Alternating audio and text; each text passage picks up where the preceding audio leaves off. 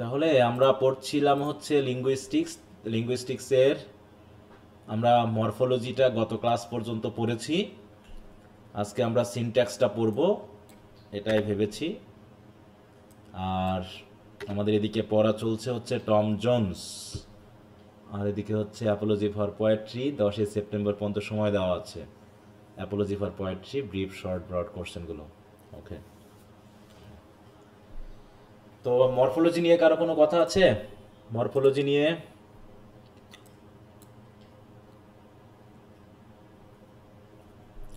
যদি না থাকে তো ভালো কথা, আর যদি থাকে একটু বলতে পারো।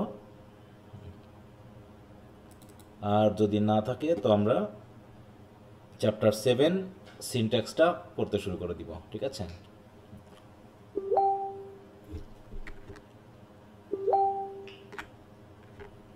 সময় আস্তে আস্তে গড়িয়ে গড়িয়ে চলে যাচ্ছে নাকি? হুম, এটা কত নম্বর মাস চলছে তোমাদের? 7th, শেষ। দেখো সময় কিভাবে চলে যাচ্ছে না। আমরা ফার্স্ট ইয়ার এবং সেকেন্ড ইয়ার 9 মাসে শেষ করি বা করতে পারি, কিন্তু মোটামুটি থার্ড ইয়ার শেষ করতে আমাদের আরও 2 মাস একটু বেশি লাগে। হ্যাঁ, মোটামুটি 11 মাস পর্যন্ত লেগে যায়। ওই জন্য যেহেতু আমাদের এখানে যেমন ফার্স্ট ইয়ারে সেকেন্ড ইয়ারে প্রিপারেশন নেওয়ার জন্য যে আলাদা 2 মাস পাওয়া যায়, থার্ড ইয়ারের ক্ষেত্রে একটু সমস্যা হয়ে যায়, ঠিক আছে? তো সেকেন্ড ইয়ারের ব্যাচটা যেটা চলতেছে ওটা শেষ হয়ে গেলে আমরা তোমাদের সপ্তাহে 2-1টা করে ক্লাস একটু আগায় নেওয়ার চেষ্টা করব। তাতে যদি আমরা আরও একটু আগায় যদি হাতে কিছু সময় পাই তাহলে কাজে দিবে। আর আমরা প্রত্যেকটা পেপারের আর একটা করে পড়ে মোটামুটি পরীক্ষার প্রস্তুতির জন্য রেডি হয়ে যাব। তারপরে শেষের যেগুলো থাকবে বাড়তি, ওগুলো আমরা টেক্সটগুলো পড়বো, ওখান থেকে কোশ্চেন তোমরা চাইলে পড়তে পারো বা নাও পড়তে পারো। কিন্তু এরপরে এই যে চ্যাপ্টার 7 শেষ করে আমরা আবার ড্রামাতে ফিরে যাব, ঠিক আছে? ড্রামা আমাদের কয়টা বাকি আছে বলো তো? 16th-17th সেঞ্চুরি ড্রামা, তাই তো? ওখানে মনে হয় হুম, 2টা বাকি আছে আর, নাকি?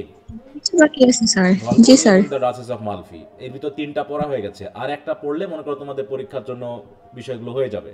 তাহলে আমরা আর একটা একটা করে পড়তে পড়তে এসে এক চক্র শেষ করব 2 মাসে, আর শেষের আবার 2 মাসে আমরা একটু আগে যাব পরবর্তী ফাইনাল ইয়াতে, ঠিক আছে? তো তো এরপরে যখন চলে যাবে এই পর্যন্ত তোমরা একটু দ্রুত কোশ্চেন আনসারগুলো শেষ করে ফেলবা, হ্যাঁ? যাতে শেষের চক্রে যে 2 মাস আমরা পাবো ওই সময় যাতে আমাদের প্রিপারেশনের জন্য আমরা আবার রিভিশন দিতে পারি কোশ্চেন আনসারগুলো, যেগুলো একবার করে হয়ে যাবে। আর শেষের যেগুলো থাকবে ওখান থেকে দেখা যাচ্ছে ব্রড কোড বাদ দিলা, ব্রিফ বা শর্টগুলো পড়লা, এরকম করে সবগুলো টেক্সট এখানে পড়ার নেওয়ার দরকার নেই, ঠিক আছে? টার্গেট না, মানে টেক্সট পড়বা কিন্তু সবগুলো থেকে ব্রড কোশ্চেন পড়ার টার্গেট নেওয়ার দরকার নেই, মনে থাকবে?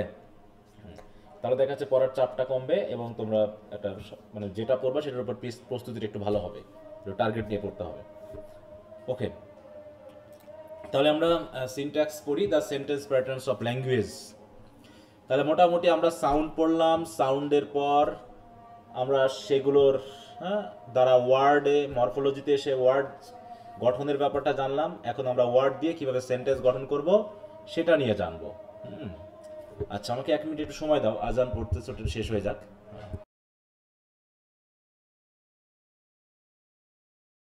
আচ্ছা, তাহলে আমরা একটু শুরু করি। সিনট্যাক্স বলতে আমরা বুঝি সেন্টেন্স, আর সেন্টেন্স নিয়ে তো আমরা মোটামুটি ফার্স্ট ইয়ার এবং সেকেন্ড ইয়ারে সেন্টেন্স স্ট্রাকচার, ফ্রেজ, ক্লজ এগুলো নিয়ে আলোচনা করেছিলাম কি না বলো তো? তো যারা প্রথম থেকে আছো ফার্স্ট ইয়ার থেকে তারা নিশ্চয়ই সেন্টেন্স স্ট্রাকচার, হ্যাঁ, সাবজেক্ট, ভার্ব, অবজেক্ট, তারপরে ফ্রেজ, ফ্রেজের হেডওয়ার্ড সহ, হ্যাঁ, নাউন ফ্রেজ, ভার্ব ফ্রেজ ইত্যাদি ইত্যাদি বিষয়গুলো কিন্তু আমরা পড়েছিলাম। সবাই কি আমাকে শুনতে পাচ্ছ তো? জি স্যার।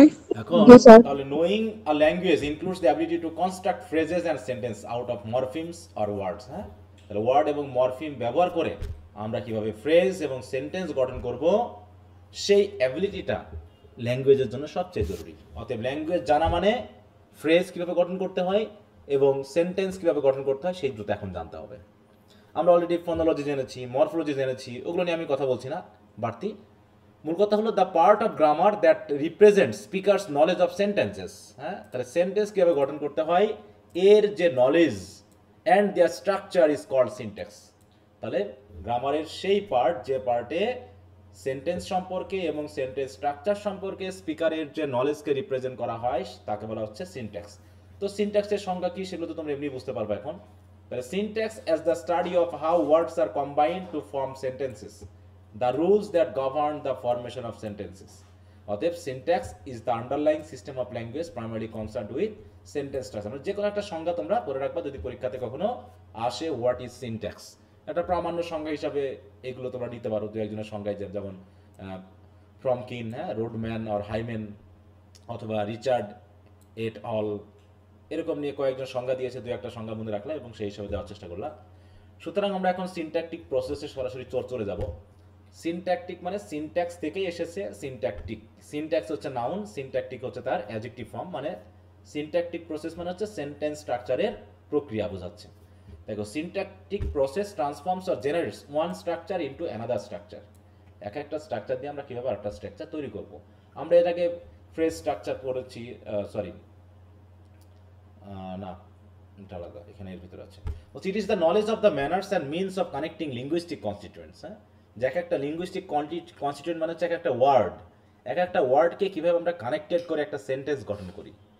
ঠিক আছে? তো it is the idea of the rules of transforming sentences from one type into another for understanding of the patterns which underlie sentences. হ্যাঁ, it is the idea of the rules of transforming structures from one type into another. তাহলে এক type structure থেকে আরেকটা type স্ট্রাকচারে আমরা কিভাবে নিয়ে যাব, মানে ট্রান্সফরমেশন করব, সেগুলোও কিন্তু এখানে আলোচনা করা হয়। আমরা তো সেন্টেন্স স্ট্রাকচার আলোচনা করেছি, আমরা এসএসসি এইচএসসি লেভেলে আমরা ট্রান্সফরমেশন শিখেছি না, কিভাবে অ্যাসার্টিভ সেন্টেন্স থেকে ইন্টারোগেটিভ করতে হয়, ইন্টারোগেটিভ থেকে অ্যাসার্টিভ করতে হয়, ইম্পারেটিভ, এক্সক্লেমেটরি ইত্যাদি গঠন কিন্তু আমরা অনেক শিখেছি। তাহলে এগুলোও কিন্তু এই লিঙ্গুইস্টিকের মধ্যেই, এই সেন্টেন্স, এই সিনট্যাক্সের মধ্যেই আলোচনার বিষয়। যেমন হচ্ছে আমরা ব্যাকরণে যখন পড়েছি, বাংলা ব্যাকরণে পড়েছি না, মনে করো যে বাক্যতত্ত্ব বলে একটা বিষয় ছিল, বাক্যতত্ত্ব জানো তো নাকি? শব্দতত্ত্ব, বাক্যতত্ত্ব, ধ্বনিতত্ত্ব আছে না? তাহলে আমাদের ফনেটিক্স হচ্ছে কি, এটা ধ্বনিতত্ত্ব। হ্যাঁ, মরফোলজি হচ্ছে কি আমাদের শব্দতত্ত্ব, আর সিনট্যাক্স হচ্ছে কি আমাদের, বলো, সেন্টেন্স তত্ত্ব নাকি? মানে কি? বাক্যতত্ত্ব। হ্যাঁ, সিনট্যাক্স হচ্ছে আমাদের সেন্টেন্স তত্ত্ব বা বাক্যতত্ত্ব, যেখানে আমরা সেন্টেন্সের সাথে রিলেটেড বিষয়গুলো নিয়ে আলোচনা করি। শুধু সেন্টেন্স স্ট্রাকচার না, বরং এক প্রকার সেন্টেন্স থেকে আরেক প্রকার সেন্টেন্সে কিভাবে রূপান্তর করা যায়। যেমন এক কথায় প্রকাশ, বাংলা ব্যাকরণে আমরা জেনেছিলাম কি এক কথায় প্রকাশ, ওটা কিসের মধ্যে পড়ে? ওটা কিন্তু বাক্যতত্ত্বের মধ্যেই পড়ে, তাই না?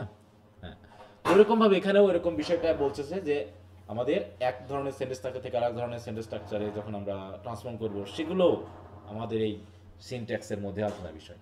এখন অনেক ধরনের প্রসেস আছে, তার ভিতরে মেজর কিছু সিনট্যাকটিক প্রসেস নিয়ে এখানে কথা বলা হচ্ছে। Syntactic process generate one structure into another. হ্যাঁ, কিভাবে একটা স্ট্রাকচার থেকে আরেকটা স্ট্রাকচারে আমরা যেতে পারি। মেজর সিনট্যাক্সটিক প্রসেস হচ্ছে ডিসকন্টিনিউয়াস কনস্টিটিউয়েন্ট, রিকারশন, কনজয়েনিং, এমবেডিং। খুবই ইজি বিষয়, খেয়াল রাখতে হবে। আমরা সিম্পল কমপ্লেক্স কম্পাউন্ড পড়েছি না, ওর ভিতরে যেমন কনজয়েনকে বলা হচ্ছে কি, আমরা কনজয়েনকে বলতেছি আমরা কম্পাউন্ড সেন্টেন্সটা, যেখানে আমরা সমজেত জাতীয় মানে কি বলবো ক্লজগুলোকে দিয়ে আমরা যুক্ত করছি। ঠিক এরকম কিছু বিষয় আসবে, সিম্পলি নেওয়ার চেষ্টা করবো, টেনশন নেওয়ার কিছু নেই। প্রথমে হচ্ছে ডিসকন্টিনিউয়াস কনস্টিটিউয়েন্ট। ডিসকন্টিনিউয়াস মানে হচ্ছে আমরা ওই যে এক ধরনের কি ডিটাচ প্রিপোজিশন পড়েছিলাম, ডিটাচ প্রিপোজিশন, কখনো এটা পড়েছো? ডিটাচ প্রিপোজিশন কি? প্রিপোজিশন দুটো সেপারেট হয়ে গেছে। হ্যাঁ, প্রিপোজিশন প্রধানত কোন একটা নাউনের সাথে বসে, তাই তো? নাউনের সাথে প্রিপোজিশনের সম্পর্ক, ঠিক আছে তো? হ্যাঁ, তো এরকম মনে করো যে I am talking with him, এটাকে আমি যদি প্রশ্নবোধক করছি তাহলে কি হবে? হিমকে মনে করলাম প্রশ্ন করলাম, তখন হবে কি, বলো, যে with whom are you talking, তাই এরকম হওয়ার কথা না? With whom are you talking. আমরা যেহেতু হিমকে প্রশ্ন করেছি তাই হয়ে গেল হিম, এই হুম, হিম হয়ে গেল হুম, আর উইথ হয়ে গেল উইথ। কিন্তু এই সেন্টেন্সটাকে কি আরেকভাবে লেখা যেত, কিভাবে বলো তো? উইথটাকে যদি আমরা শেষে দিতাম, তাহলে হুমটা হতো হুম আর ইউ টকিং উইথ। তাহলে উইথটা কি তার যে মানে উইথটা যার জন্য এসেছিল, উইথটা তো এসেছিল কার সাথে? হিমের সাথে। হিম না থাকলে কি উইথ বসাতে পারতাম আমরা, বলো তো? হিম না থাকলে কি উইথ বসানো যেত? বলো, না স্যার, যেত না। তাহলে হিমের সাথে উইথের সম্পর্ক, তাহলে উইথ যেখানে, তাহলে হিম যেখানে, উইথ সেখানে। তাহলে হিমের পরিবর্তে হুম দিয়েছে, তাহলে হুম যেখানে, উইথ সেখানে। কিন্তু দেখো হুম আর উইথকে কিন্তু আমরা একটু দূরে বসিয়েছি। এরকমভাবে যে নাউনের সাথে যে প্রিপোজিশনের সম্পর্ক তাদেরকে যদি আমরা একটু দূরত্ব রেখে বসাই, সেপারেটলি বসাই, তখন সেটাকে বলা হয় কি? বলো, কি বলা হয়? ডিটাচ প্রিপজিশন লাগে। বাকিরা কি বুঝতেছো কথাটা? জি স্যার। হ্যাঁ, কখনো কখনো গ্রুপ ভার্ব আছে, এরকম প্রিপজিশন আছে যেগুলো আমরা যে নাউনের সাথে বসার কথা, বিশেষ করে এটা ইন্টারোগেটিভ সেন্টেন্সে হয়, আরটা হচ্ছে কমপ্লেক্স বা কম্পাউন্ড, মানে কমপ্লেক্স সেন্টেন্স এটা হয়। ঠিক আছে তো? যেমন যদি আমরা একটু লিখি যে I am talking with him, এইখানে যদি আমরা এখন যুক্ত করতে চাই হিমের সাথে হুম বসাই, এবং যদি আমি বলি যে এরকম মনে করো, ওটা এখন এখানে আসলে তোমরা জটিল করে ফেলবো, ওটা পরে আসতেছে, হ্যাঁ, ওটা এখন দরকার নেই। তাহলে এইটুকু আপাতত খেয়াল রাখো। তো এখানেও ঠিক ডিসকন্টিনিউয়াস মানে হচ্ছে যদি কখনো আমরা একটা ওয়ার্ডের বা একটা গ্রুপ অফ ওয়ার্ডের ভিতরে অন্য কিছু ঢুকিয়ে ফেলি, ঠিক আছে তো, দিয়ে ওদের যে পাশাপাশি অবস্থান, এই অবস্থানটাকে যদি আমরা কন্টিনিউ না করি, মানে পর পর বসার ক্ষেত্রে অন্য কাউকে এনে ঢুকিয়ে দেওয়া এবং তাদের মধ্যে একটা দূরত্ব সৃষ্টি হওয়া, যে গ্রুপ ভার্ব, বিশেষ করে এটা গ্রুপ ভার্বের ক্ষেত্রে ঘটে এই ঘটনাগুলো। ঠিক আছে তো? দেখো এই জায়গায় হচ্ছে discontinuous constituent studies such type of sentences where the continuation is broken by an interruption of a word or a group of words। তাহলে এখানে টেক অফ মানে কি? খুলে ফেলা, তাই না? টেক অফ মানে খুলে ফেলা, গিভ আপ মানে ত্যাগ করা, এরকম কি প্রিপজিশন সহ আমরা জানি গ্রুপ ভার্ব তৈরি করে আমরা একটা মিনিং নিয়ে আসি। তাহলে এখন দেখো জন টুক অফ মানে খুলে ফেললো হিজ হ্যাট, তার হ্যাট খুলে ফেললো। এখন ব্যাপারটা হলো কি, আমরা এই জায়গায় এভাবে বসাতে পারতাম না যে John took off his hat, এবার বসানো যেত না? বলো তো, John took off his hat, meaning আসতো। কিন্তু আমরা করেছি কি, অবজেক্টটাকে ওই ভার্বে এবং তার যে পার্টিকেল আছে তার ভিতরে বসায় ফেলেছি। এই জন্য হয়ে গেল কি, তাদের ভিতরে একটা বাধা সৃষ্টি হয়ে গেল। এটা হচ্ছে ডিসকন্টিনিউয়াস। হ্যাঁ, ডিসকন্টিনিউয়াস এই কথাটা বলা হচ্ছে। তাহলে হচ্ছে কি ডিসকন্টিনিউয়াস কনস্টিটিউয়েন্ট, এটাকে আমরা কেটে দিয়েছি হিজ হ্যাটটাকে ভিতরে প্রবেশ করার কারণে। তাহলে এই ক্ষেত্রে দেখো এই জায়গাতে হওয়ার কথা ছিল, তাই না? দেখো টুক অফ, তাই এখানে বলছে দেখো এই জায়গাতে মেইনলি হওয়ার কথা ছিল। তাহলে জন টুক অফ হিজ হ্যাট, কিন্তু আমরা একে বাইরে নিয়ে গিয়ে বসিয়েছি। এইভাবে যদি কখনো বলছে here took off is a phrase which is separated by his hat, this process is known as discontinuous মানে কি কনস্টিটিউয়েন্ট। সাম মোর এক্সাম্পল আর যেমন সর্ট আউট মানে বাছাই করা, টার্ন অন মানে জ্বালানো। দেখো can you sort this problem out, অথবা can you sort out this problem, এমন না sort out this problem, turn on the light, না বলে বলছি please turn the light on. এইভাবে আমরা কিছু উদাহরণ দিয়েছি। এরকমভাবে বিশেষ করে গ্রুপ ভার্বের ক্ষেত্রে যদি কখনো এরকম পার্টিকেল বা প্রিপোজিশনটাকে আমরা ডিটেলস বসাই এবং তার মাঝখানে অবজেক্ট নিয়ে চলে আসি বা অন্য কোনো এলিমেন্ট যদি চলে আসে, তখন সেটাকে আমরা বলি কি, ডিসকন্টিনিউয়াস কনস্টিটিউয়েন্ট। তা কি বিষয়টা সিম্পল না খুবই? বলো কি খুব কঠিন বিষয়টা? জি স্যার। সিম্পল একটা বিষয় না স্যার। আচ্ছা, তো এটা বলছে যে এটা মানে হলো কি হচ্ছে দিস প্রসেস নন অ্যাজ এটা। এরপর হচ্ছে রিকারশন। রিকারশন মানে বুঝো তো? রিকারশন মানে কি একই জিনিস পুনঃ ঘটা, একই প্রক্রিয়া ঘটা। যেমন আমি যদি একটা সেন্টেন্স লিখে বললাম যে my father has bought a nice gift for my younger sister.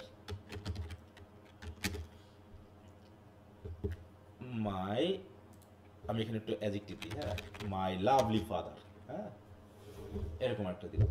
তাহলে দেখো তো এখানে কোন স্ট্রাকচারটা রিকারশন ঘটেছে? একটা ফ্রেজের স্ট্রাকচার কিন্তু বারবার ঘটেছে। বলতে পারো সেটা ঘটনা কোন ফ্রেজটার কথা? এখানে ফ্রেজ আছে কয়টা টোটাল? একটা ফ্রেজ, তাই তো?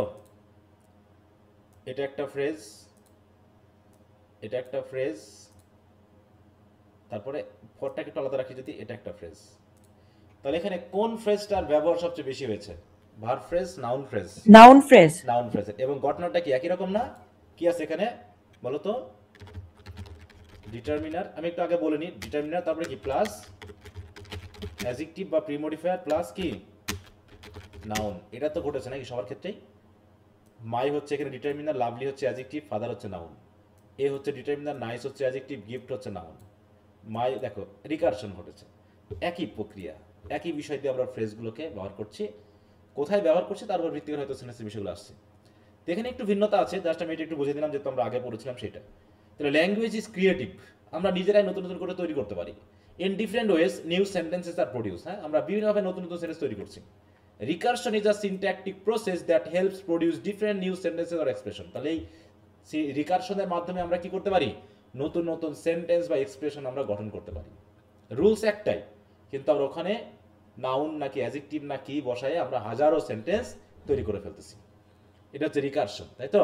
তাহলে রিকারশন যেটা আমাদের কি করছে, দেখো রিকারশন ইজ আ প্রপার্টি, দেখো recursion is a property of phrase structure rules. আমরা কি ফ্রেজ গঠন করেছি না এই জায়গায় যতগুলো পেয়েছি, এখানে কি সব ফ্রেজ না? এটা একটা ফ্রেজ, এটা একটা ফ্রেজ, এটা একটা ফ্রেজ। তাহলে ফ্রেজ স্ট্রাকচার, যেখানে ফ্রেজটা কিভাবে গঠিত হচ্ছে এবং সেই ফ্রেজগুলোকে ব্যবহার করে করে আমরা একটা সেন্টেন্স গঠন করছি।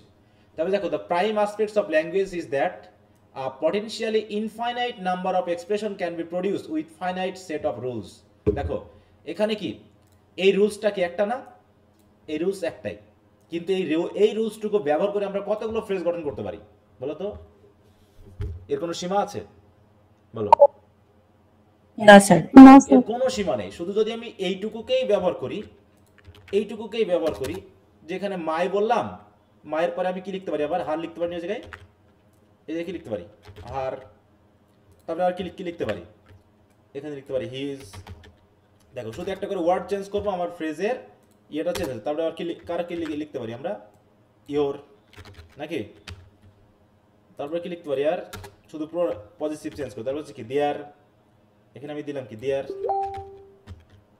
এটা গেল একটা প্রক্রিয়ায়, মানে আমি শুধু পজিটিভ চেঞ্জ করে ফেললাম। এরপর আর কি করতে পারি আমরা, আমরা যদি এখন অ্যাডজেক্টিভ চেঞ্জ করি, আমরা যদি এখন কি বলতে পারি, মাই এল্ডার সিস্টার, অ্যাডজেক্টিভ চেঞ্জ করতে পারি, তাই না? তারপরে মাই অ্যাডজেক্টিভের জায়গায় বলতে পারি কি অ্যাংরি সিস্টার। আর কি বলতে পারি, মাই লিটল সিস্টার নাকি। আর কি করতে পারি, মাই, বলো কি বলবো, লাভলি সিস্টার। টল সিস্টার বললাম। এইভাবে এখন যদি সিস্টার না দিয়ে আমি বলতে পারি কি মাই ইয়াঙ্গার ব্রাদার বলতে পারি না, মাই ইয়াঙ্গার ব্রাদার। তারপরে বলতে পারি কি মাই ইয়াঙ্গার কি হলো আঙ্কেল নাকি, ছোট আঙ্কেল আমার। ঠিক আছে, এরকম ভাবে কি আমরা প্রচুর নাউন নিয়ে এসে, কিন্তু দেখো ফ্রেজ একটাই আছে, শুধু এর কি শেষ আছে কোনো, বলো শেষ হবে? চলতেই থাকবে চলতেই থাকবে, না। অ্যাডজেক্টিভ দিয়ে আমরা চেঞ্জ করতে পারতি। তাই বলছি এটা একটা নির্দিষ্ট সীমা আছে, ফাইনাইট। তাই তো ফ্রেজ আমরা পড়েছি কয় প্রকারের, 13 প্রকারের ফ্রেজ পড়েছি ফার্স্ট ইয়ারে, পড়েছি না? 13 প্রকারের ফ্রেজ, ওর বাইরে আর কোনো ফ্রেজ হয় না।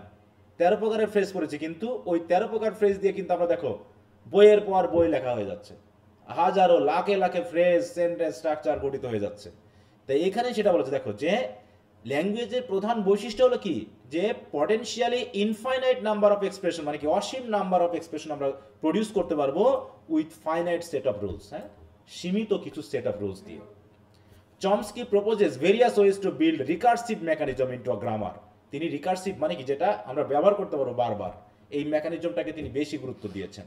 And since then many linguists have adapted one of this mechanism namely as rewrite rules or recursive rules. মানে রিরাইট রুলস মানে একটাকে আমরা রিরাইট করতে পারি, একটা ওয়ার্ড চেঞ্জ করে আমরা ফ্রেজের মিনিং চেঞ্জ করতে পারি। The recursion is a property of phrase structure rules in which we add different words or phrases to the same constituent like noun phrase or verb phrase to produce new sentences। আমরা verb phrase টা কি change করতে পারতাম না এই জায়গায়, verb phrase এ এই জায়গায় has bought এর জায়গায় কি দিতে পারতাম আমরা, বলো? আমরা বলবো এই verb phrase টা আমরা যদি এখন চেঞ্জ করি তাহলে has bought আর কি বলতে পারি has done নাকি, তারপর কি করতে পারি has given, তারপরে কি করতে পারি আমরা has এর জায়গায় have ইউজ করতে পারি, তাই তো? হ্যাভ ডান, হ্যাভ গিভেন, আবার হ্যাভের জায়গায় আমরা হ্যাড ইউজ করতে পারি। এরকম ভাবে কি আমরা ফ্রেজের ভিতরে প্রচুর পরিবর্তন নিয়ে আসতে পারি। অতএব ভার্ব ফ্রেজ বলেন, নাউন ফ্রেজ বলেন, সব কিছুর ভিতরে আমরা নতুন নতুন ওয়ার্ড বা ডিফারেন্ট ওয়ার্ড বা ফ্রেজ অ্যাড করার মাধ্যমে আমরা অসংখ্য নিউ সেন্টেন্স গঠন করে ফেলতে পারি। সুতরাং it is like addition to reproduction. অতএব অ্যাড করে নতুন নতুন কিছু প্রডিউস করার প্রক্রিয়াটাই হলো আমাদের রিকারশন। যেমন এইখানে একটা সেন্টেন্স, হ্যাঁ দেখো দ্য ব্রেভ ফাইটার, এখানে আমরা বলছি কি দ্য ব্রেভ ফ্রিডম, দ্য প্রথমে বললাম কি দ্য ফ্রিডম ফাইটার, তারপর হলো কি দ্য ব্রেভ ফ্রিডম ফাইটার, তারপর হলো কি the grey heard freedom fighter, তারপরে কি the tall grey heard freedom fighter. আমরা বাড়াচ্ছি, ফ্রেজ একটাই, নাউন ফ্রেজ, কিন্তু আমরা রিকার্স করতেছি না। একটা ফ্রেজকে জাস্ট অ্যাডজেক্টিভ যুক্ত করে বা নাউন যুক্ত করে বা কোনো না কোনো ওর সাথে রিলেটেড মিনিং যুক্ত, হ্যাঁ, মিনিংফুল কোনো ওয়ার্ড যুক্ত করে আমরা কি করছি, ফ্রেজটাকে বড় করছি বা নতুন নতুন ফ্রেজ গঠন করছি। তাহলে একটাই জাস্ট নাউন ফ্রেজ, একটাই ফাইনাইট নাম্বার অফ সেট, তাই তো কি হচ্ছে এখানে ফাইনাইট রয়েছে, সেটটা নির্ধারিত, নাউন ফ্রেজের গঠন একটাই, নাকি সেখানে কি থাকবে, ডিটারমিনার থাকবে, প্রি মডিফায়ার থাকবে, হেড ওয়ার্ড থাকবে, পোস্ট মডিফায়ার থাকবে। এইটুকুর উপরেই মোটামুটি আমাদের লাখে লাখে, তাই তো কোটি কোটি সেন্টেন্স আমরা গঠন করতে পারছি। তো বুঝতে পেরেছো রিকারশনের ব্যাপারটা? তো দেখো এখানে সেটাই বলা হয়েছে যে the following diagram shows that with noun phrase recursion happens the left.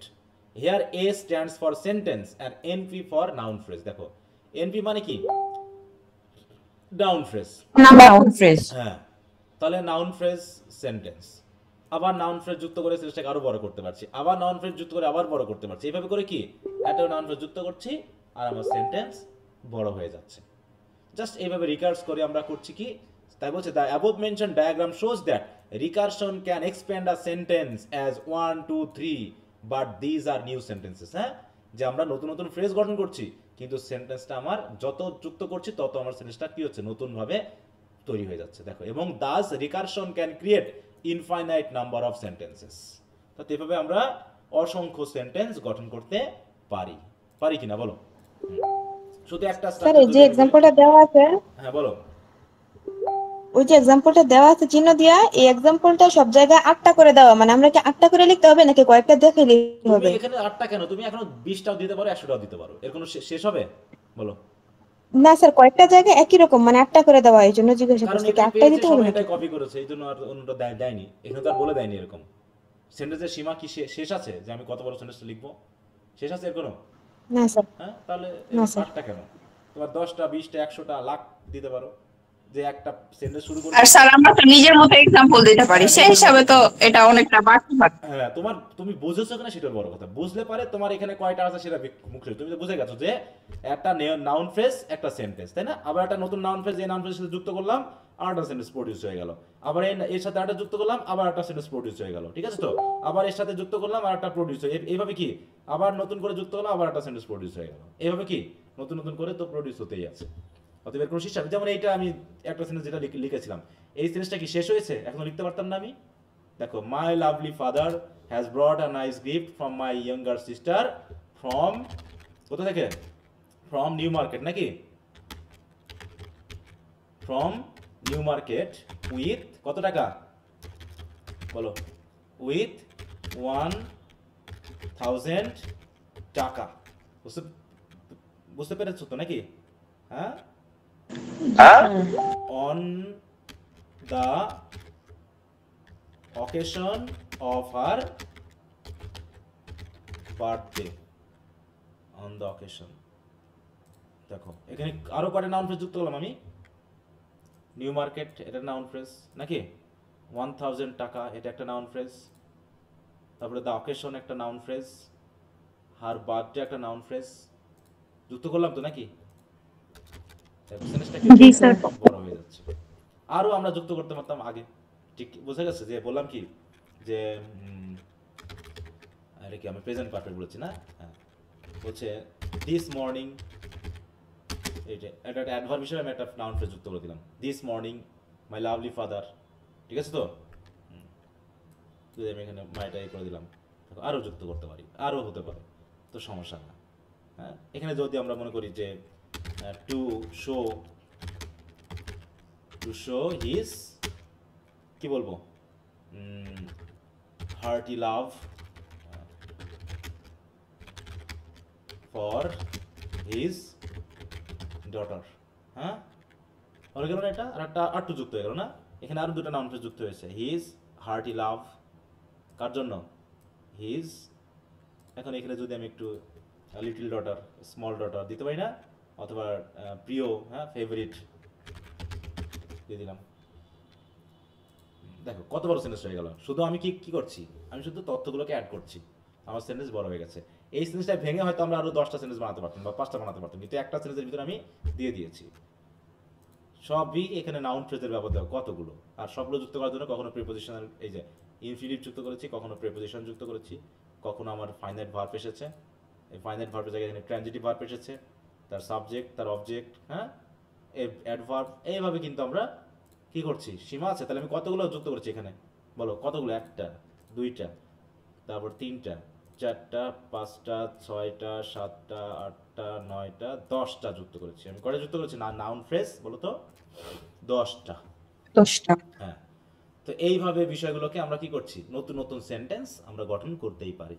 এটা হলো রিকারশন। আগেরটা ছিল কি, ডিসকন্টিনিউয়াস কনস্টিটিউয়েন্টস। একটু শুধু সিস্টেমগুলো একটু খেয়াল রাখো, তেমন জটিল কিছু না কিন্তু। হ্যাঁ, অনেকগুলো ইনফরমেশন, এখানে বোঝার বিষয়টা নাই, এত বড় ম্যাথমেটিক্যাল ক্যালকুলেশন না যে তুমি বুঝবে না, তোমার মাথায় কাজ করতেছে না, এরকম কাজ করার কোনো কারণ নেই। আর যদি কেউ আগের ক্লজ ফ্রেজগুলো পড়ে থাকো, আমি যেগুলো পড়াইছিলাম সেগুলো পড়লে তো এগুলো আরো কঠিন লাগার কথা না। এরপর হচ্ছে কোন জয়েনিং। কোন জয়েনিং মানে হচ্ছে কোঅর্ডিনেটিং সেন্টেন্স গঠন করা। দেখো বলছে coordination in a frequently occurring complex syntactic structure, ঠিক আছে তো, that links together known as conjunct or conjoin. হ্যাঁ, বুঝতে পারছো? দেখো বলছে কি, it is possible extend sentence by joining together complex structures or complete or incomplete structure parts. Conjoining occurs when elements are added or joined to other similar element. দেখো compound sentence গঠন করছে, he came and gave me a book. এখানে দুটো sentence আলাদা আলাদা ছিল বা দুটো ক্লজ আলাদা আলাদা ছিল, আমরা করেছি কি সেগুলোকে অ্যাড করে আর একটা নতুন সেন্টেন্স গঠন করেছি। এইভাবে হলো কি, দেখো here the conjunction and has added to structure. Looked at the following. দেখো জন ran up the mountain and down the river. দেখো জন ran up the mountain and down the river মানে কি, পাহাড় এবং নদীর দৌড়াদৌড়ি করে বেড়ালো। এটাও কি এক ধরনের কি, এটাও একটা কম্পাউন্ড সেন্টেন্স। কারণ কি, আমরা জাস্ট এটা দুটো মানে অ্যাডভার্বকে আলাদা করেছি। এটা হচ্ছে up the mountain and down the river. কিন্তু যদি আলাদা করে বলতাম তাহলে সেন্টেন্সগুলো কেমন হতো বলো তো? জন ran up the mountain, আরেকবার বললে কেমন হতো? জন ran down the river। কিন্তু যেহেতু একই বিষয়টাকে আমরা আলাদা রেখেছি, যেগুলো ভিন্ন সেগুলো আমরা অ্যাড দিয়ে যুক্ত করেছি। তাহলে notice that here the prepositional phrases are added by, ঠিক আছে তো, and here and is a conjunct. Look at the diagram below which shows conjoining more clearly. দেখো এখানে কি হচ্ছে, সাবজেক্ট সরি সেন্টেন্স, সেন্টেন্সে কি ছিল, নাউন ফ্রেজ, ভার্ব ফ্রেজ। এখানে কি আছে দেখো, নাউন ফ্রেজ, ভার্ব ফ্রেজ, ঠিক আছে। আবার এখানে শুধু ফ্রেজ হতে গেলে যে সবসময় আমার ইয়া লাগবে, মানে দুইটা তিনটা ওয়ার্ড লাগবে, এই সেন্স ইয়ার ক্ষেত্রে কিন্তু আবার আলাদা জিনিস, ঠিক আছে তো। নাউন ফ্রেজ মানে ওখানে একটা নাউনও থাকতে পারে, ভার্ব ফ্রেজ মানে শুধু একটা ভার্বও থাকতে পারে, ঠিক আছে তো। তাহলে প্রথমে দেখি আমরা এখানে কি কি আছে, নাউন ফ্রেজ আর ভার্ব ফ্রেজ, তাই তো। তাহলে হচ্ছে কি, র্যান আপ হচ্ছে কি আমাদের, সরি র্যান হচ্ছে কি আমাদের ভার্ব, আর জন হচ্ছে কি বলো, আমাদের সাবজেক্ট। এখন এই জায়গায় সাবজেক্ট প্রেডিকেট দিয়ে যদি ধরি, তাহলে ভার্ব বলতে আমরা পুরো অংশটুকু বোঝাবো, ঠিক আছে তো। নাউন ফ্রেজ বলতে আমরা বুঝতেছি শুধু জন, আর ভার্ব ফ্রেজ বলতে বোঝাচ্ছে কি একদম র্যান আপ দা থেকে শুরু করে পুরো প্রেডিকেট অংশে যা আছে পুরোটা। তাহলে দেখো নাউন ফ্রেজের ভিতরে শুধু নাউন আছে, তাই আমরা জন বললাম। এবার ভার্ব ফ্রেজের ভিতরে কি আছে, ভার্ব আছে, তাই না। ভার্ব সহ আবার বাকি একটা একটা করে ভাঙতেছি, কিন্তু খেয়াল করো ভার্ব ফ্রেজের ভিতরে ভার্বটাকে আলাদা করলাম। এবার ভার্বের পর কি আছে, প্রিপোজিশন আছে না, বলো দেখো তো প্রিপোজিশনাল ফ্রেজ।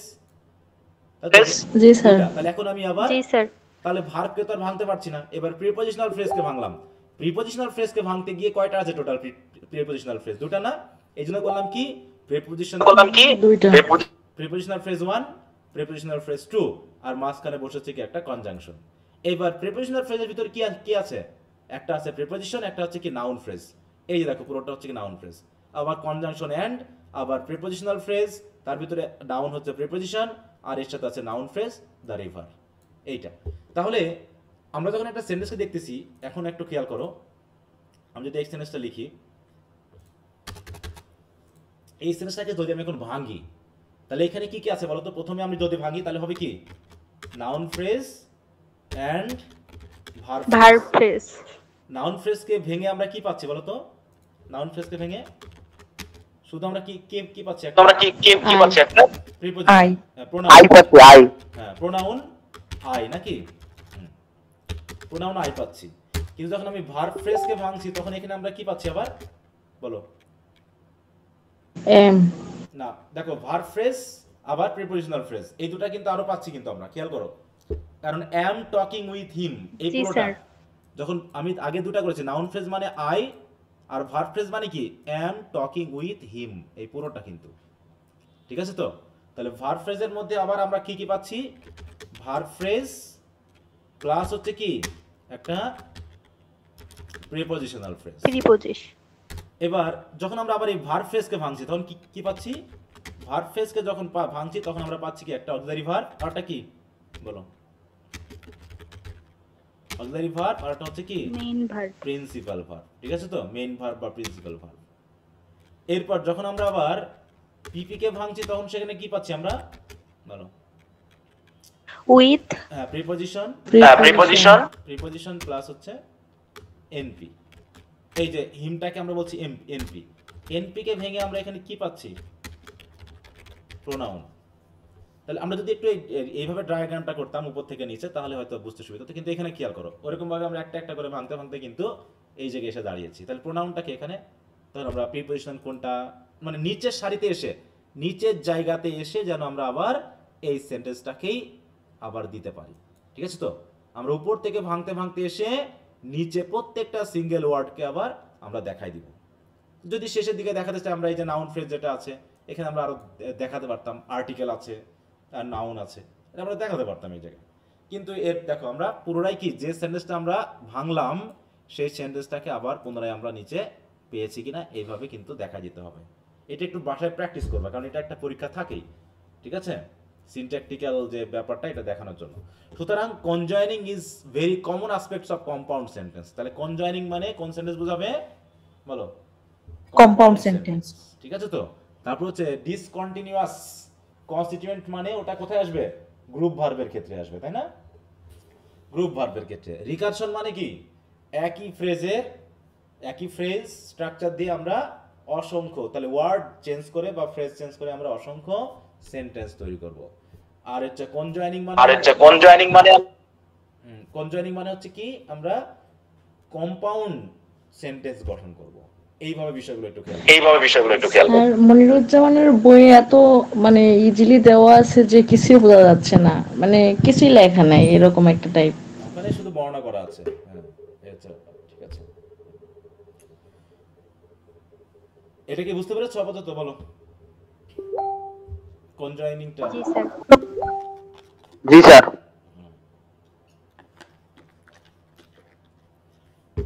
পরীক্ষায় লেখার সময় বেশি ডিটেইলে না এই বইটাকে যদি তোমরা ফলো করো দিস ইজ এনাফ ঠিক আছে তো আশা করা যায় এরপর হচ্ছে এমবেডিং মানে আমরা বুঝবো হচ্ছে তোমার সাবঅর্ডিনেট ক্লজ কোঅর্ডিনেট ক্লজ যুক্ত মানে মানে প্রিন্সিপাল ক্লজের সাথে সাবঅর্ডিনেট যুক্ত করে একটা কি করা মানে কমপ্লেক্স সেন্টেন্স গঠন করা তাই তো এমবেডিং তাই তো আর আমরা একটা প্রিন্সিপাল ক্লজের সাথে অসংখ্য আমরা সাবঅর্ডিনেট ক্লজ যুক্ত করতে পারি বুঝতে দেখো while conjoining occurs chiefly in coordinate clauses or the sentence element which join freely embedding happens in cases তাহলে coordinate clause এর কি ঘটছে আমরা কম্পাউন্ড সেন্টেন্স পাচ্ছি সেখানে সিমিলার সেন্টেন্স এলিমেন্ট বসছে কিন্তু এমবেডিং এ সেখানে কি ঘটে where the subordinate clauses are said to be embedded in the main clause এখানে একটা মেইন ক্লজ থাকবে বা প্রিন্সিপাল ক্লজ থাকবে তারপরে কি আমরা ইচ্ছা মতো সাবঅর্ডিনেট ক্লজ যুক্ত করতে পারবো যেমন এই সেন্টেন্সের ক্ষেত্রে এইটুকু হলো কি আমাদের সাবঅর্ডিনেট ক্লজ তার মধ্যে মেইন ক্লজ কোনটা the boy is not he নাকি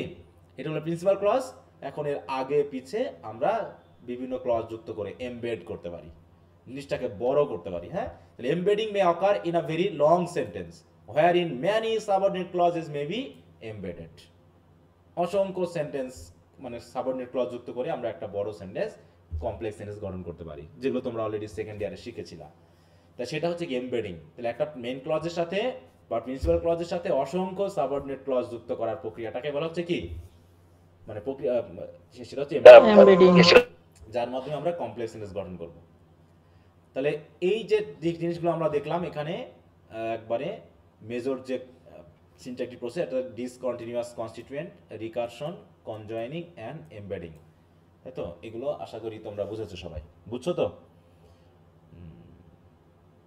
জি স্যার, বুঝতে জি পারছি। স্যার। ওকে, এইবার আসি ডিপ স্ট্রাকচার এবং স্যার এগুলো কি ডায়াগ্রাম, মানে উইথ ডায়াগ্রাম প্রশ্নের মধ্যে যখন লেখা থাকে যে এক্সাম্পল গুলো দেখাইছে এগুলো ডায়াগ্রাম? হ্যাঁ, এরকম চিত্র এঁকে আঁকাটাকেই বলা হয় ডায়াগ্রাম করা, ঠিক আছে? কি বুঝতে পারছো? জি স্যার, প্রশ্নের মধ্যে লেখা আছে উইথ ডায়াগ্রাম আর কি। হ্যাঁ, তাহলে যখন বলবো উইথ ডায়াগ্রাম তখন এরকম করে শুধু বর্ণনা করলে হবে না, তোমাকে এরকম একটা চিত্র অঙ্কন করে দিতে হবে, ঠিক আছে? হ্যাঁ, শুধু লিখলে হবে না, একটা ডায়াগ্রাম সহ দিতে হবে। হ্যাঁ, তাহলে স্যার চারটার জন্য চারটা ডায়াগ্রাম দিতে হবে না? হ্যাঁ অবশ্যই, চারটার জন্য চারটা তুমি এরকম করে দেখাবা, এরকম করে দেখাই দিবা, ঠিক আছে তো? এরকম করে যেভাবে দেখাচ্ছে, মনে করে এই প্রশ্ন উত্তরটাই আসবে, মেজর সেন্টেন্স প্রসেসগুলো বর্ণনা করো। কি আসছিল এবার পরীক্ষা তোমাদের থার্ড ইয়ারে? এটা আসছিল এখান থেকে কোনো কিছু? না স্যার, ওইটা তো দেখি নাই, মানে আমাদের ইন কোর্সের জন্য দিছে আর কি। Major syntactic process with diagram. তোমাদের এবার আসেনি, তাহলে এটা কিন্তু একটা ইম্পর্টেন্ট, হ্যাঁ তোমাদের জন্য। এবার বড় কোশ্চেন আসেনি এখানে, ছোট শর্ট কোশ্চেন কে আসছিল? কোড সুইচিং আসেনি 2023-এ। 2022-এ কি আসছে?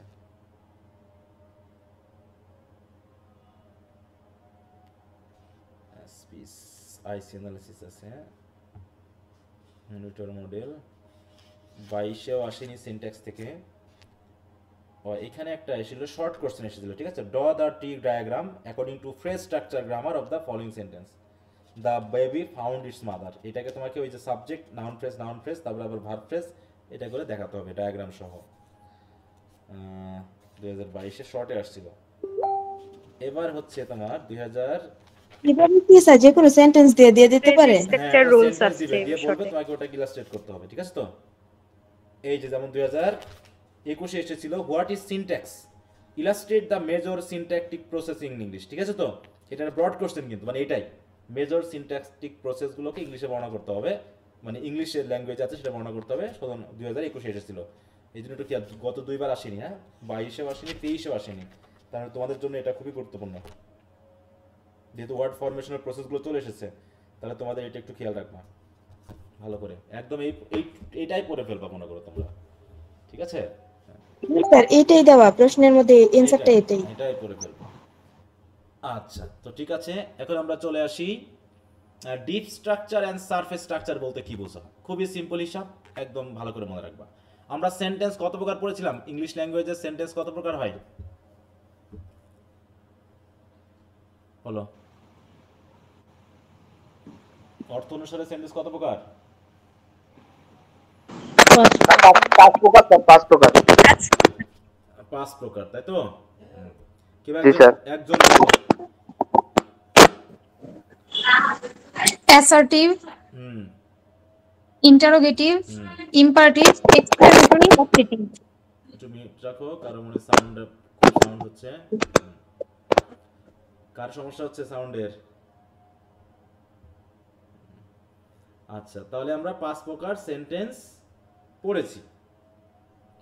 এখন এই 5 প্রকার সেন্টেন্সের বেস কোনটা বলো তো? বেস কোনটা? Assertive sentence. Assertive. Assertive sentence হচ্ছে বেস, ঠিক আছে? হ্যাঁ, তো এই জায়গাটা হলো সবচেয়ে বড় জিনিস, যে অ্যাসার্টিভ সেন্টেন্সটা হলো বেস।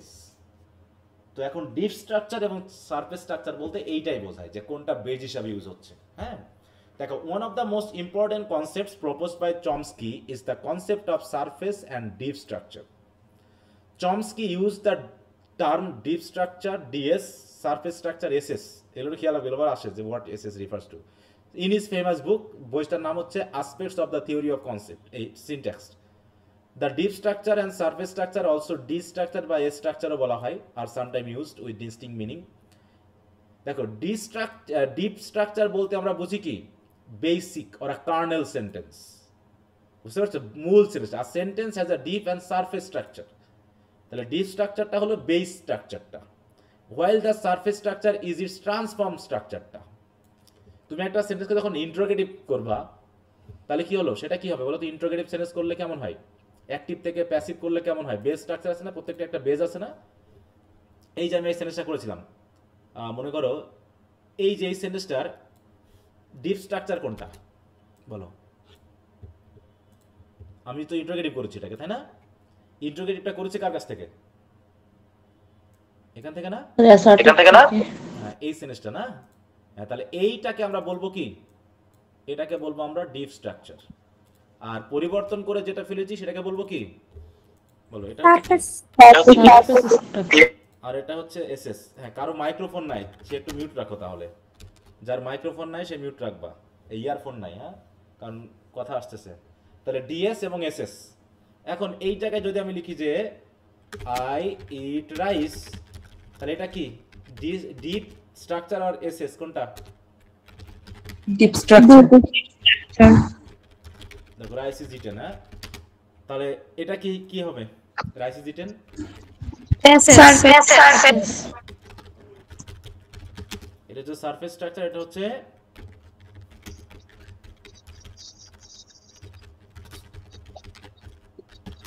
Deep structure. এই হলো পার্থক্য, তেমন কিছুই না, এটাকে এখন বর্ণনা করা হয়েছে। দেখো the deep structure is simple, দেখো সিম্পল, অ্যাসার্টিভ, ডিক্লারেটিভ এবং অ্যাক্টিভ হয়ে থাকে ফর্মে। তাহলে সিম্পল সেন্টেন্স হবে প্রথমত, সিম্পল সেন্টেন্স। তাহলে যে কোনো কমপ্লেক্স বা কম্পাউন্ড সেন্টেন্স কি বলো? ডিপ স্ট্রাকচার না সারফেস স্ট্রাকচার?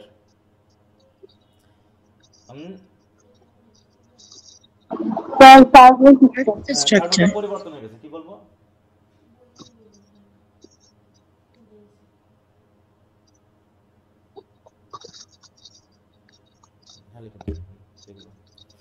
তারপর হচ্ছে তাহলে ডিপ স্ট্রাকচারে থাকবে কি? সিম্পল, অ্যাসার্টিভ, ডিক্লারেটিভ এবং অ্যাক্টিভ হবে ফর্মে।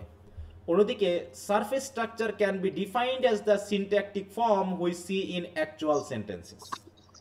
মানে অ্যাকচুয়ালি আমি যেটা ব্যবহার করছি সেন্টেন্স এটা, in other words it is the forms of sentences resulted from modification or transformation. তাহলে ওই যে সিম্পল, অ্যাসার্টিভ এদেরকে মডিফাই করে বা ট্রান্সফর্ম করে আমরা যে রেজাল্টটা পাচ্ছি সেন্টেন্সের, সেটাই হচ্ছে আমাদের সারফেস স্ট্রাকচার। যেমন ইউ ক্লোজ দ্য ডোর, এটা হচ্ছে কি আমাদের ডিপ স্ট্রাকচার, তাই না? এটাকে প্যাসিভ করেছি, ট্রান্সফর্ম হয়ে গেছে। এটাকে আমরা ইম্পারেটিভ করেছি, ট্রান্সফর্ম হয়ে গেছে। তাহলে কি এগুলো হলো কি আমাদের এই শেষের দুটা কি বলো? Surface structure. The first sentence is active, the second is passive, and the last is imperative. However, if you look, if you take a look, those closely, you will find that these three are very closely related, even identical. দেখতে একই রকম। They seem to be identical because they have the same deep structure underlying abstract representation. কিন্তু transformation ঘটেছে। Transformation rules are set of rules which will change or move constituents in the structure derived from the phrase structure rules. যেমন এখানে সেটা দেখানো হয়েছে যে আমরা এটাকে কি করে ফেলছি, এটা হচ্ছে একটা ডিপ স্ট্রাকচার। সেখানে কি থাকতেছে? প্রথমে এই যে নাউন ফ্রেজ মানে সাবজেক্টের অংশ, তারপর ভার্ব ফ্রেজ। এখানে নাউন ফ্রেজে কি আছে? প্রোনাউন আছে, যেমন ইউ। তারপর হচ্ছে ভার্ব ফ্রেজ, ভার্ব ফ্রেজে কি আছে? ভার্ব আর নাউন ফ্রেজ আছে। ভার্ব তো একটাই আছে তাই এটা, আর নাউন ফ্রেজে কি আছে? ডিটারমিনার এবং noun. You close the door, এটা হচ্ছে কি আমাদের ডিপ স্ট্রাকচারের একটা ডায়াগ্রাম। তাহলে দেখো, তাহলে এখানে কি হচ্ছে? এখানে দেখো এসডি মানে কি? স্ট্রাকচার ডেসক্রিপশন 1 2 3 4 এখানে দেখানো হচ্ছে, মানে 4টা ওয়ার্ড বসেছে। যখন তুমি স্ট্রাকচারাল চেঞ্জ এনেছো তখন কি হয়ে গেছে? 3 4 আগে চলে এসেছে, নতুন একটা বিভার্ব যুক্ত করেছো, ভার্বের পাস্ট পার্টিসিপল করেছো এবং প্রথমটা এই যে, তাই তো, পরে এসেছে। মানে জাস্ট তুমি চেঞ্জ যে করেছো সেটা বোঝানোর জন্য। সারফেস স্ট্রাকচার হয়ে গেছে কি? The door is closed by you, এটা এইভাবে দেখানো হলো, ঠিক আছে? তো একটা ডায়াগ্রামের মাধ্যমে। Note that surface structure is passive transformation rules. একইভাবে আমরা যদি আবার দেখি ইম্পারেটিভ সেন্টেন্সের ক্ষেত্রে, এইখানে 1 নম্বরের যে ইউটা সেটা বাদ পড়ে গেছে না, তাই এখানে 0 দেওয়া হয়েছে 4টা ওয়ার্ডের ভিতরে। 3 4 দেখো 2 3 4 একই রকম আছে, ক্লোজ দ্য ডোর। তাহলে you close the door, you বাদ পড়ে গেছে, মানে 0 ইজ ডিলিশন। এইভাবে করে আমরা এখানে একটা মডিফিকেশন এনেছি। মানে কোন রকমের মূল সেন্টেন্সের কোন রকম পরিবর্তন করা মানে সেটাকে কি করা বলো? সারফেস স্ট্রাকচারে নিয়ে চলে আসা, ডিপ স্ট্রাকচার থেকে। আর ডিপ স্ট্রাকচার মানে বেস স্ট্রাকচার, যেখান থেকে আমরা বাকি ট্রান্সলেশনের মাধ্যমে অন্যান্য সেন্টেন্সগুলোকে পেয়ে থাকি। দেখো তো বিষয়টা বুঝছো কিনা? জি স্যার। তারপরে দেখো, from the above example it can be concluded that deep structure then is a pure representation of thematic relations. Anything which is interpreted as the subject or object of a given predicate will be in the subject or object. একই কথা আমাদের passive ট্যাসিভে। The surface structure shows how speaker actually use it in communication. মানে base structure যাই থাকুক না কেন, আমাদের speaker বা রাইটার কিভাবে ইউজ করছে সেটা আমরা দেখি। তার মানে ওটা যেহেতু সারফেসে আসতেছে, তাহলে প্রত্যেকটা সারফেস স্ট্রাকচারের কি আন্ডারলাইং এ একটা করে ডিপ স্ট্রাকচার আছে। ডিপ স্ট্রাকচারটাকে পরিবর্তন করেই আমরা আমাদের মতো করে একটা সেন্টেন্স দিই বা এক্সপ্রেশনটা দিই। We may say that the deep structure expresses the semantic content of the sentence, whereas the surface structure is, দেখো ফনেটিক ফর্ম মানে যেটা আমরা কথোপকথনে ইউজ করছি। We can produce multiple sentences by applying certain rules in deep structure. তাহলে একটা deep স্ট্রাকচারকে বিভিন্ন rules প্রয়োগ করার মাধ্যমে আমরা অসংখ্য সারফেস স্ট্রাকচার বা সেন্টেন্স তৈরি করতে পারি। যেমন এখানে যদি বলি জন রিডস আ নভেল, এই চারটার ভিতরে কোনটা ডিপ স্ট্রাকচার বলো? প্রথমটা। হ্যাঁ, জন রিডস। প্রথমটা। এরপর এটা ইন্ট্রোগেটিভ হয়ে গেছে, তার মানে একটা মডিফিকেশন এসেছে, এটা ডিপ সারফেস স্ট্রাকচার হয়ে গেল। আর novel is read by John, এটা প্যাসিভ হয়ে গেল মানে surface structure. John does not read a novel, এটা নেগেটিভ হয়ে গেছে, এটাও একটা মডিফিকেশন এসেছে, তার মানে এটাও একটা সারফেস স্ট্রাকচার। সুতরাং in the above sentence a is an example of deep structure and it also called kernel sentence.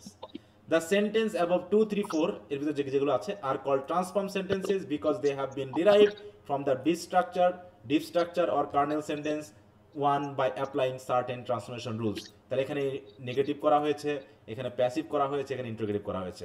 তাহলে এই রুলসগুলোকে ওই ডিপ স্ট্রাকচারে প্রয়োগ করে আমরা বিভিন্ন ধরনের সারফেস স্ট্রাকচার সেন্টেন্স পেয়ে গেছি, যেগুলো হচ্ছে কার্নেল সেন্টেন্স। হচ্ছে কোনটা? ডিপ স্ট্রাকচারে যে সেন্টেন্সটা থাকে সেটা হচ্ছে কার্নেল সেন্টেন্স নাকি? আর সারফেস স্ট্রাকচারে যে সেন্টেন্সগুলো থাকে সেগুলোকে বলা হয় ট্রান্সফর্ম সেন্টেন্সেস, কারণ কার্নেল সেন্টেন্সটাকে ট্রান্সফর্ম করে আমরা ট্রান্সফর্ম সেন্টেন্সেস পেয়েছি। এইটা হলো বিষয়। দেখো বুঝলা কিনা বিষয়টা? অতএব transformation function as a link between, আর এই ট্রান্সফরমেশনের রুলসগুলো কি করে? ডিপ স্ট্রাকচার এবং সারফেস স্ট্রাকচারের মধ্যে একটা লিঙ্ক হিসাবে কাজ করে, যে আসলে দুটো একই জিনিস, শুধু একটু পরিবর্তন করা হয়েছে। অতএব from the above examples we can understand that the deep structure or kernel sentence is the abstract underlying form which determines the meaning of the sentence, whereas the surface structure of a sentence is the actual organization of the physical signal into phrases of varying arrangement. মানে তুমি তোমার মতো করে অ্যারেঞ্জমেন্টগুলো ভিন্ন করার মাধ্যমে তোমার অর্থগত ভ্যারিয়েশনটা আনতে পারো। For Chomsky the movement from deep to surface is an important linguistic behavior. তাহলে যে ডিপ স্ট্রাকচারটাকে যত বেশি সারফেস স্ট্রাকচারে ট্রান্সফর্ম করতে পারবে তার স্পিকিং রাইটিং তার তত বেশি স্মুথ হবে, কারণ এটাই হচ্ছে লিঙ্গুইস্টিক স্ট্রাকচার। কারণ ডিপ স্ট্রাকচার একটা নির্দিষ্ট ফর্মে থাকে এবং সীমাবদ্ধ ফর্মে আছে, কিন্তু ওটাকে ব্যবহার করে আমরা অসংখ্য সেন্টেন্স গঠন করছি। অতএব এটা করতে পারাটা খুবই জরুরি। কি কথা বুঝতে পেরেছো? কি বলা হলো এখানে? তাহলে ডিপ স্ট্রাকচার এবং সারফেস স্ট্রাকচারের মানে ট্রান্সফরমেশন রুলসের ব্যাপারটা এখানে দেখানো হয়েছে, ঠিক তো? জি স্যার। কোথায় গেল এটা? এই জায়গায়। ডিপস এন্ড সারফেস স্ট্রাকচার বলতে কি বোঝো? তাহলে আমরা সিনট্যাকটিক প্রসেস দেখলাম চারটা, তাই তো? তারপরে আমরা স্ট্রাকচারাল ট্রান্সফরমেশনের ব্যাপারে কিছু দেখলাম, যেটার মাধ্যম দিয়ে আমরা অসংখ্য সেন্টেন্স তৈরি করতে পারি। এটাও এই যে সিনট্যাক্সের ব্যাপার, ট্রান্সফরমেশনটা যেটা বলা হলো, তাই না? তারপরে আসতেছে আমাদের phrase structure. Phrase structure grammar, এটা খুবই গুরুত্বপূর্ণ, যেটা এইটাকে মানে প্রত্যেকটা ফ্রেজকে ভাঙাটাকে নির্দেশ করে, যে ডিটারমিনার আবার নাউন, প্রিপোজিশন, নাউন ফ্রেজ আবার নাউন ফ্রেজকে ভেঙে এইভাবে দেখানো, মানে ফ্রেজ অ্যানালাইসিস করা। একটা ফ্রেজকে অ্যানালাইসিস করে আমরা যখন বিবেচনা করতেছি। তাহলে দেখো ফ্রেজ স্ট্রাকচার গ্রামার, এটা হচ্ছে Noam Chomsky developed phrase structure grammar. এই একজনকে আমরা বেশ পাচ্ছি নাকি, Chomsky. By this he tried to explain that the traditional view of IC analysis is not adequate method of treating human language. Thus, phrase structure grammar is an alternative way of expressing the information found in a tree diagram by means of rewrite rules. ওই যে diagram দিয়ে দেখানো হচ্ছে, tree diagram. In this model the linguist, অর্থাৎ তোমার পরে বুঝবা। এখানে আমরা যদি একটু দেখি, এই জায়গায় একটু খেয়াল করো, এখানে কি বলছে না বলছে সেটা পরের কথা।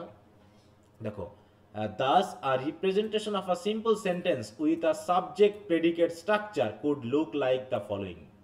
মানে আমরা প্রত্যেকটা ফ্রেজকে আলাদা আলাদা করে ভাববো। তাহলে প্রথমে হচ্ছে কি, আমরা একটা সেন্টেন্সকে ভাগ করে সাবজেক্ট অংশ আর প্রেডিকেট অংশ পাই। সাবজেক্ট অংশে আমরা সরাসরি নাউন ফ্রেজ পাই, মানে নাউন আর প্রোনাউন ছাড়া তো সাবজেক্টে আর কিছু বসে না, বসে বলো তো? সাবজেক্ট অংশে, অতএব ওখানে সে প্রোনাউন থাকুক আর নাউন থাকুক, আমরা ওখানে নাউন ফ্রেজ বলার কথাটা বলবো। তাহলে একটা সেন্টেন্সকে প্রথমে ভেঙে আমরা দুইটা অংশ পাবো, একটা হলো কি সাবজেক্ট, একটা হলো প্রেডিকেট। প্রেডিকেট অংশকে আমরা ভার্ব ফ্রেজ বলবো, আর সাবজেক্ট অংশকে আমরা বলবো কি সবসময় নাউন ফ্রেজ। এবার এই নাউন ফ্রেজের ভিতরে যদি আরো নাউন ফ্রেজ থাকে সেগুলো আরো ভাঙবো। কিন্তু আমাদের এইখানে যেটা বলা হয়েছে যে সেন্টেন্সটা, তাহলে এই নাউন ফ্রেজের ভিতরে দুটা ওয়ার্ড আছে, একটা হলো ডিটারমিনার, একটা হলো নাউন, তো সেটা আমি বলে দিলাম। এরপর ভার্ব ফ্রেজকে ভাঙলে আমরা পাচ্ছি কি আবার তিনটা পার্ট, একটা হচ্ছে ভার্ব, একটা হচ্ছে অবজেক্ট, একটা হচ্ছে কি অ্যাডভার্ব। এই তিনটা মানে কি ফ্রেজকে আমরা আবার আলাদা আলাদা করে দেখাবো। যখন ভার্বকে দেখালাম, এখানে যেহেতু সাহায্যকারী ভার্ব নেই, ভার্ব একাই আছে। কিন্তু যখন অবজেক্টে আসলাম তখন নাউন ফ্রেজ আছে। নাউন ফ্রেজের ভিতরে কি কি আছে, ডিটারমিনার এবং নাউন, সেটা দেখালাম। এরপর ভার্ব ফ্রেজের ভিতরে আরেকটা পার্ট ছিল, সেটা হলো প্রিপোজিশনাল ফ্রেজ, পিপি। এই প্রিপোজিশনাল ফ্রেজের মধ্যে একটা কি আছে, প্রিপোজিশন, আর তারপরে থাকে হচ্ছে নাউন ফ্রেজ। এখন এই নাউন ফ্রেজকে ভাঙলে আবার পাচ্ছি আমরা দুটো ওয়ার্ড, দ্য পার্ক। এই তাহলে এইভাবে কি হলো, একটা ট্রি এর মাধ্যমে আমরা একটা সেন্টেন্সকে কি করলাম, দেখাই দিলাম। এইটা কি কথা বুঝতে পারছো? এভাবে কি হচ্ছে, প্রত্যেকটা ফ্রেজকে আমরা মার্ক করতেছি, মার্ক করে দেখাচ্ছি, ঠিক আছে? তাহলে এই যে আমরা যে একটা সেন্টেন্স লিখেছিলাম, তাহলে এটা কত বড় ট্রি হবে বলো তো? এই সেন্টেন্সটাকে যদি আমরা এখন ভাঙতে যাই, বলো। তো প্রচুর বড় হয়ে যাবে নাকি? বিশাল ট্রি হবে। এমন ট্রি হবে যেটা বিশাল ফাঁকা জায়গা আসবে না। হ্যাঁ, সুন্দরে বন্ধেও জায়গা হবে না, হ্যাঁ, সুন্দরবনেও জায়গা হবে না। ওকে, তো এইটাকে যদি আমরা একটু ছোট করে নিই, যে মনে করে এইটুকু, আচ্ছা এইটুকু নিলাম, মনে করো এইটুকু। তোমরা কি এখন একটু খাতায় আঁকতে পারবা বলো তো? এটা যেহেতু তোমাদের অনেক সমস্যা, কয়েকজনে বলছিলা, একটু খাতায় আঁকো দেখি সবাই এটা। জি স্যার। দিয়ে আমি একজনকে জিজ্ঞাসা করবো, কারণ এটা খুব জরুরি, এখনই হাতে পাতে এঁকে তোমাকে বুঝাই দিতে হবে, তা না হলে পরে আবার বুঝবা না। হ্যাঁ, এটা সবাই একটু খাতায় আঁকো, 5 মিনিট টাইম তোমাদের, ঠিক আছে তো? তাহলে বইয়েরটা একটু খেয়াল করবে, যে কিভাবে দেখছে, দেখে দেখে এইভাবে তোমরা একটু আঁকো। ওখানে যা আছে এখানেও তাই আছে, কিন্তু এখানে একটু অ্যাডজেক্টিভ যুক্ত আছে, বুঝতে পারছো? প্রিমোডিফায়ার অ্যাডজেক্টিভ, এই জন্য বলতে হবে নাউন ফ্রেজের ভিতরে। আবার এখানে অক্সিলারি ভার্ব আছে, আবার মূল ভার্ব আছে। হ্যাঁ, এখানে ডিটারমিনার আছে, অ্যাডজেক্টিভ আছে, এটা আছে, আবার প্রিপোজিশন আছে, এর মধ্যে আবার নাউন ফ্রেজ আছে, নাউন ফ্রেজের মধ্যে ডিটারমিনার, অ্যাডজেক্টিভ, আবার নাউন আছে। এইভাবে করে তোমরা একটু করতে থাকো, 5 মিনিট টাইম। হ্যাঁ, 9:07 আমি তোমরা একটু পাঠাবা, দু একজন একটা দেখবো আমি, মনে থাকবে? একটু জি স্যার, হয়েছে। আচ্ছা দেখি তোমরা একটু কারা কারা পাঠিয়েছো, লাইক দাও। আচ্ছা, প্রথমে আসলে রাসেলেরটাই দেখি। রাসেল যে হারে দিয়েছে, মনে হচ্ছে যেন কোনো এলিফ্যান্ট হাঁটতেছে। হ্যাঁ, তাই না রাসেল? নাকি? জি স্যার, ধরতেছিল না তো, আঁকা বাঁকা করে একটু এটা লিখতে মনে হয়েছে। করো মাথার সাইড, আর এটা হলো লেজের সাইড, ঠিক আছে তো? আচ্ছা, তো দেখি কি লিখছো তুমি, সবাই দেখতে পাচ্ছ? টাইরে টুডে কোনোভাবে লিঙ্ক লাগাই দিবা। হ্যাঁ, তুমি সফটওয়্যার ইঞ্জিনিয়ার হয়ে যাবা শেষে। হ্যাঁ, যে আইসি গুলোকে, সার্কিট গুলোকে তুমি সুন্দর করে দিতে পেরেছো। ওকে, তো দেখি প্রথমে হচ্ছে sentence, noun phrase, verb phrase. Noun ফ্রেজের ভিতরে কি ছিল, ডিটারমিনার, অ্যাডজেক্টিভ, নাউন। ওকে, তারপরে ভার্ব ফ্রেজের ভিতরে verb, noun phrase, prepositional phrase. ভার্বের ভিতরে ছিল অক্সিলারি ভার্ব, প্রিন্সিপাল ভার্ব। ওকে, নাউন ফ্রেজের ভিতরে কি ছিল, ডিটারমিনার, অ্যাডজেক্টিভ এবং এটা কি নাউন, তাই তো? তারপর হচ্ছে প্রিপোজিশনাল ফ্রেজের ভিতরে ছিল প্রিপোজিশন, ডিটারমিনার, হ্যাঁ প্রিপোজিশন, তারপর নাউন ফ্রেজ। নাউন ফ্রেজের ভিতরে ডিটারমিনার, অ্যাডজেক্টিভ, নাউন। এই তো, সবাই কি এরকম হয়েছে তো? জি। কারো কি কোনো আপত্তি বিপত্তি আছে এই জায়গায়?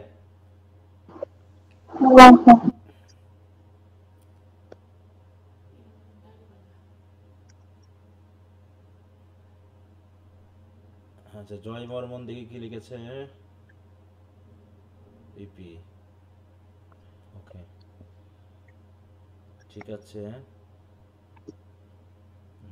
কোশ্চেন আনসার পরীক্ষাও দিচ্ছে, তোমরাও পাঠাচ্ছ, কানটা যে কোনটা বুঝতেছি না। আচ্ছা, my father has bought, okay. Subject noun phrase, এটা হচ্ছে কার? ইয়াসমিন আক্তার।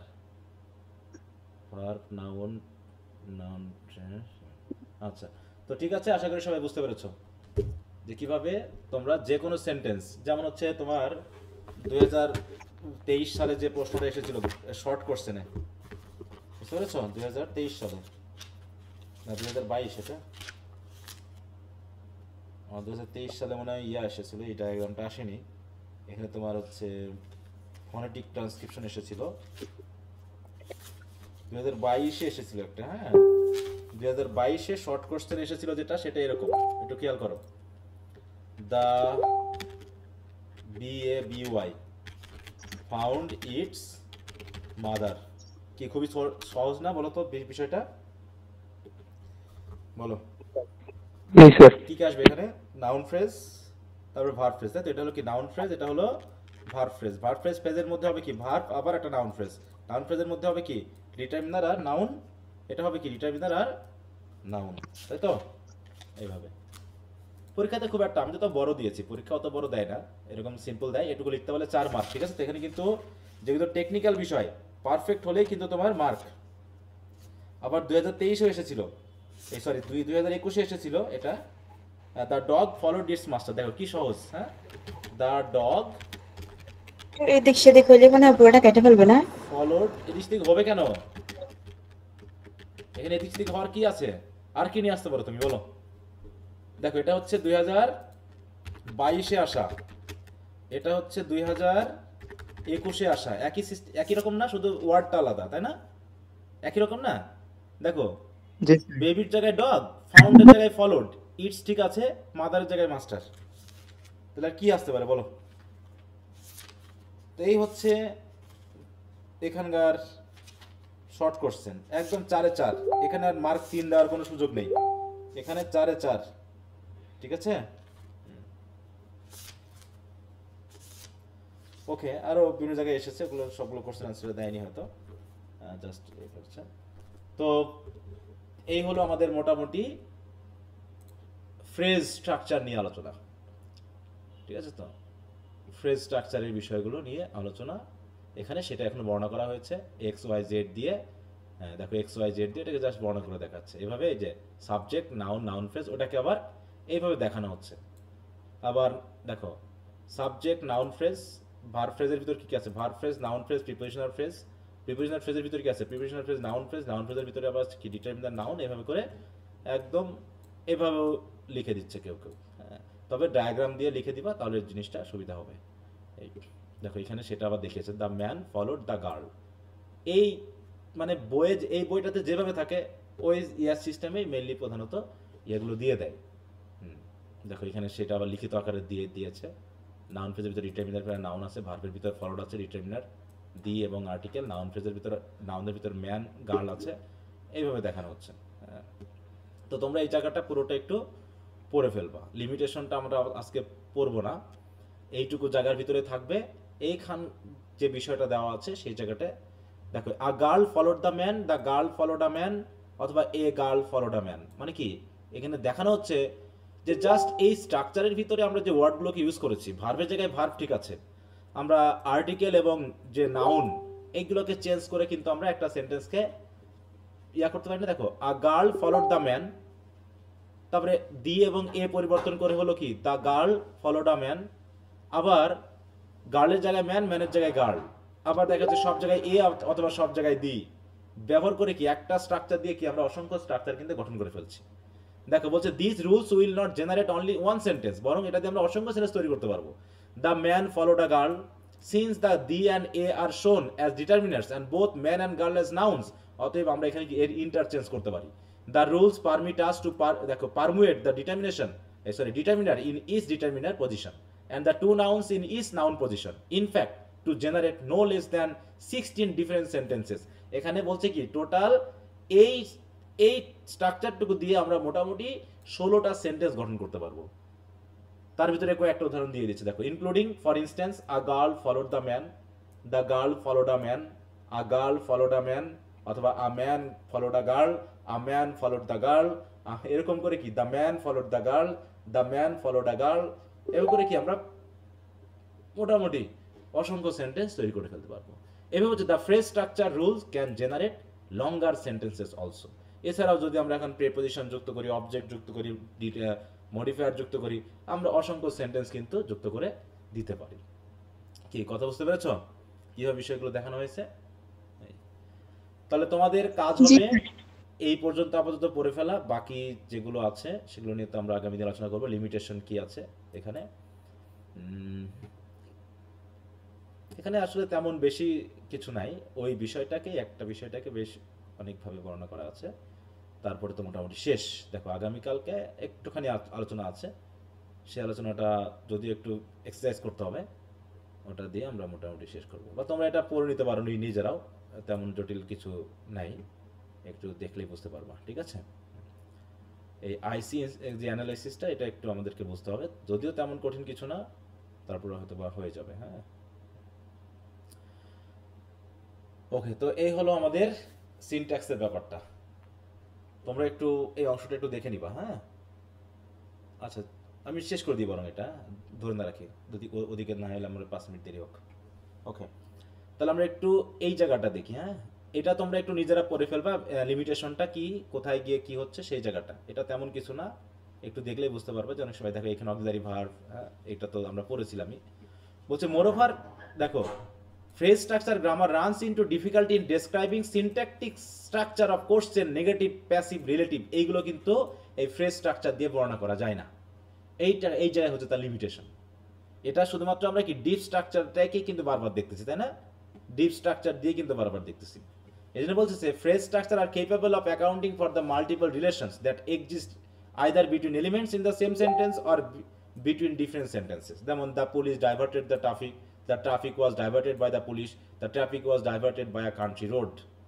এগুলো দিয়ে কি হচ্ছে আমরা চেঞ্জ করে ফেলতেছি।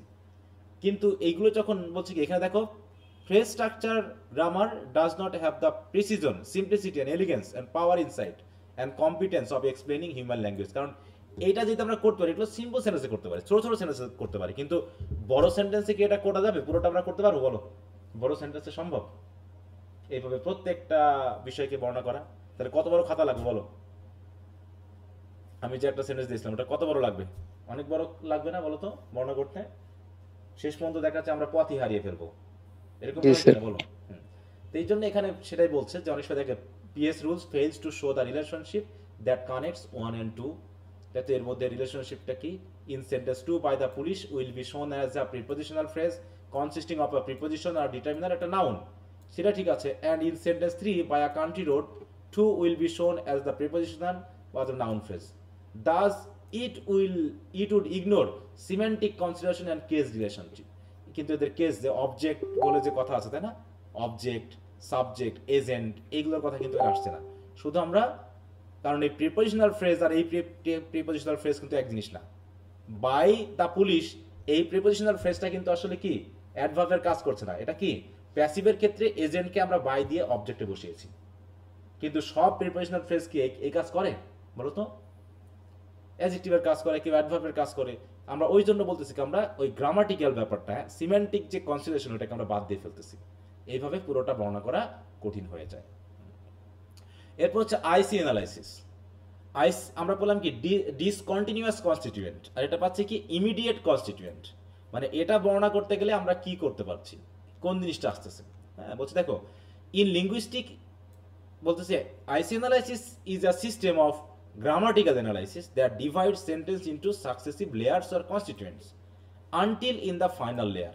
ওই প্রায় একই ধরনের ঘটনা যদি আমরা একটু বিবেচনা করে দেখি এই সেন্টেন্সটার ক্ষেত্রে, তাহলে বুঝতে পারো। দেখো the cat ate the mouse, the first division into immediate constituent would be between the cat and ate the mouse। এই দুটো পার্টি তো আসবে নাকি, যেটা আমরা সেন্টেন্সে পেলাম, যে প্রথমে নাউন ফ্রেজ, তারপরে হবে কি ভার্ব ফ্রেজ।